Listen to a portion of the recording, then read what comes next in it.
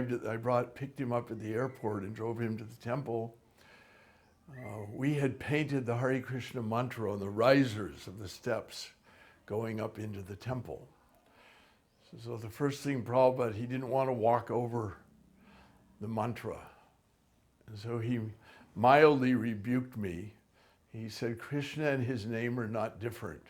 We never step over Krishna. So I think within a minute and a half, I had the devotees with paint out there repainting the steps. He wasn't angry because he knew that we had done it out of enthusiasm, but it was the actual practical lesson of how to respect the holy name Krishna, Krishna's name, whether it's printed or spoken, it's not different than the Lord. Then when he went inside the temple in San Diego, I took him for a tour of each room of the temple. It was a big old house, about 100 years old. But the devotees had worked so hard. For 2 weeks, we'd painted every inch of the temple, and there wasn't a speck of dust, even on top of a beam. It was just absolutely immaculate. And Prabhupada he went in the kitchen, he went in the boga room, he went in the prasadam room, he went in first of course he went in the temple room and took darshan, he went in the brahmacharini room, he went in the brahmachari room, he went in my office, and he was touching the ledges and looking at his finger if there was any dust. And the last room he went in was the Sankirtan room where all of his books were stored. So all the books were absolutely perfect order and immaculate. And when Prabhupada saw that, he grabbed me and he hugged me in his arms. He said, "Thank you very much." And I fell down at his feet just crying. I said, "Prabhupada, thank you very much." So you can imagine at that time, my whole dream of life, Prabhupada would just smile one time. Give me his smile that he was happy. So that was like the perfection of life. Oh, another time in Los Angeles, the first time they played the Govinda prayers. First time in the history of ISKCON, I was there. And as Prabhupada entered the temple room, Vishnu John turned on the Govinda tape. And I used to always try and be behind Prabhupada's lotus feet so I could try and put my head at his lotus feet as he was offering his obeisances to each deity, to Gaur Nitai, to Rukmini, to Radha Krishna, and to Lord Jagannath. And then he'd go sit at the Vyasa-san. So that day, I'll just never forget, because when he sat on the Vyasa-san, he was feeling such ecstasy, and tears were like shooting from his eyes. And those of us who were sitting near at the bottom of the Vyasa, we were getting showered by Prabhupada's tears. Literally showered. You could feel his tears, shooting. So after we relocated Radha Krishna, before the D's or Rukmini Dwarkadis, by palanquin from La Cienega Boulevard to Watseka.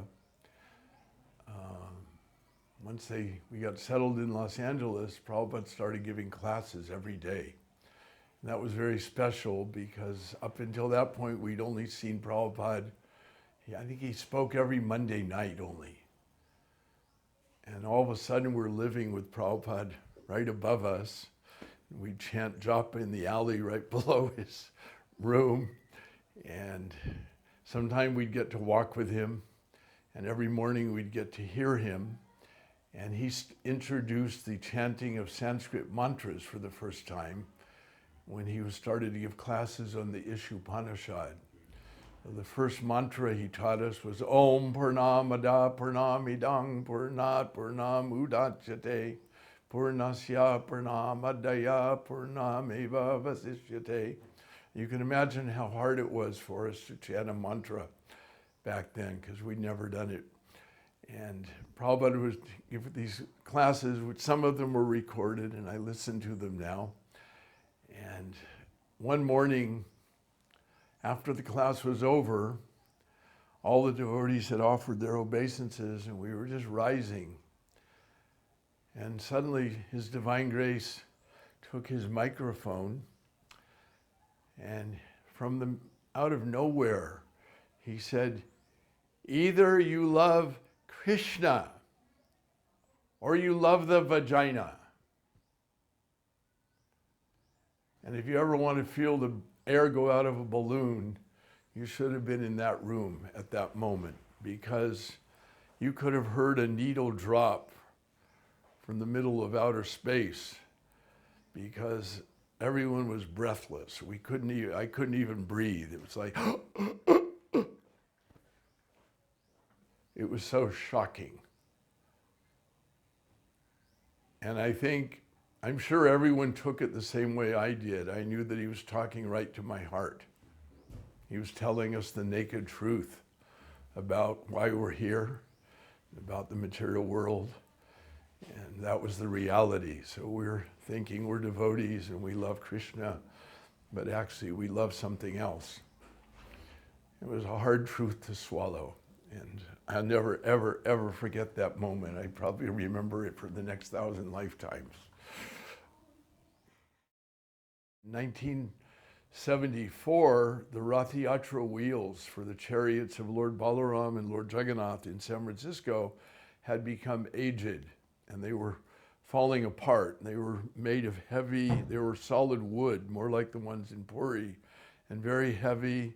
And Jayananda thought they were very dangerous for the crowd, and he wanted to make new wheels. So he got rid of the old wheels, and I wrote to Prabhupada, and I said, we're making new wheels for the chariots. And Prabhupada wrote back to me, and he said, don't change the old way. The old way is fine.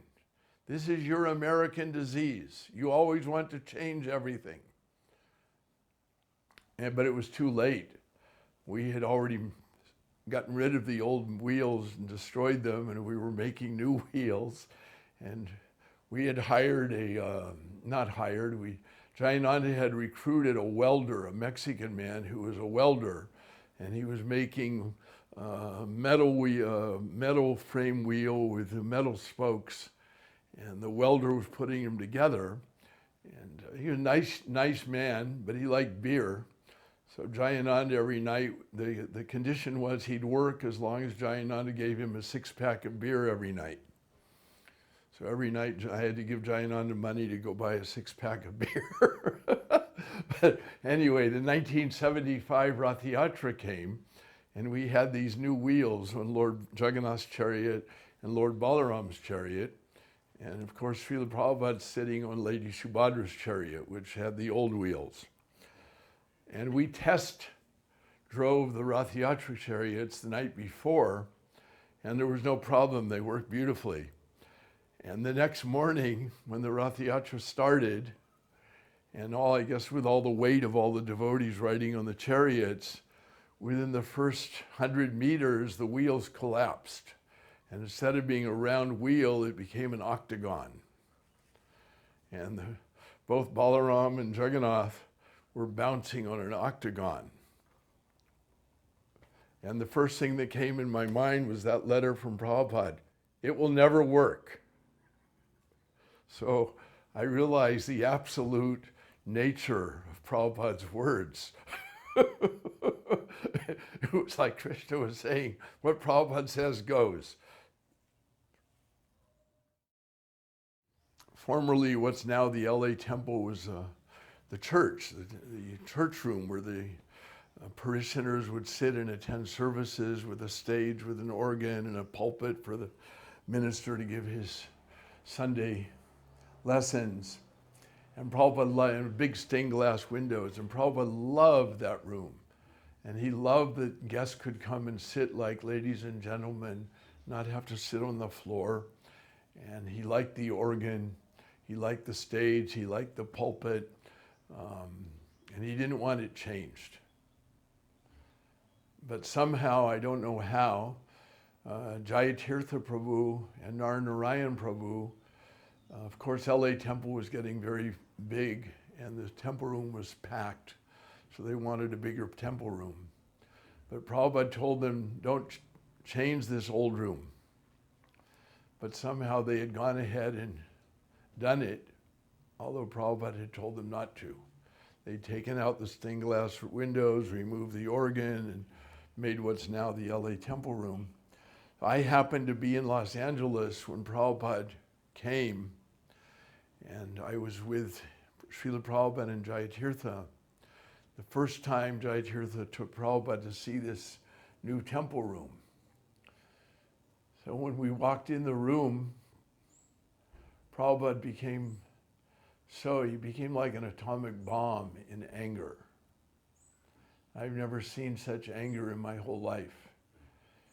He told to Jayatirtha, I ordered you not to do this. Deliberately, you have disobeyed me. You think you know more than your spiritual master. And his lips were dark purple and his face was red and pulsating, and he was trembling, he was so angry. And I was so frightened. I was just glad it wasn't me. Once I wrote him and I said, Prabhupada, I have so much money, what should I do with it all? And Prabhupada wrote back, if you have extra money, send it to my Mayapur Vrindavan Trust. And he gave me the account number. When I got married and I was going to have children, I didn't know about circumcision. And I asked him, if I have a son, should he be circumcised? And he wrote back, as far as circumcision is concerned, it's not important. I think that's an important point for, these are practical things. Then one of probably the last question I asked him was in 1975 when I was driving him to the airport. And San Francisco, of course, is known as New Jagannath Puri. But Lord Jagannath was on the right side, and Radha Gokulananda were in the middle, and Gaur Nitai were on the left altars. But all the devotees in San Francisco wanted Lord Jagannath to be on the center altar, not Radha Krishna. They wanted Radha Krishna to be on the right side. And everyone was afraid to ask Prabhupada. And I asked Satsvarup, I asked Brahmananda, I asked Jayatirtha, and everybody was afraid to ask him. So I was driving across the Bay Bridge on the way to the San Francisco airport, and I asked Srila Prabhupada, he said, Your Divine Grace, San Francisco is New Jagannath Puri. It's the home of Lord Jagannath, and the devotees here all would like to see Lord Jagannath on the center altar instead of Radha Krishna, Radha Gokulananda. And Prabhupada said, yes, why not?